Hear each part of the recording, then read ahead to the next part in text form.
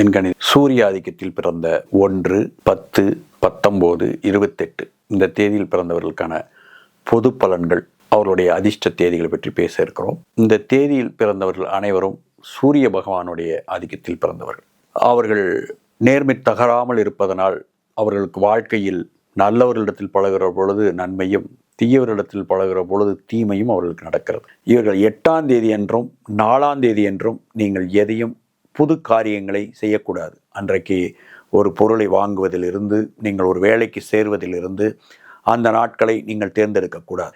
திருமணங்கள், வண்டி வாகனங்கள் வாங்குதல், வேலைக்கு சேருதல், வீடு கட்டுதல், இப்படி எல்லா விஷயங்களையும் 8 என்ற எண்ணை தவிர்த்து விட்டு நீங்கள் செயல்படுகிற பொழுது உங்களுக்கு வளர்ச்சி பலமாக இருக்கும்.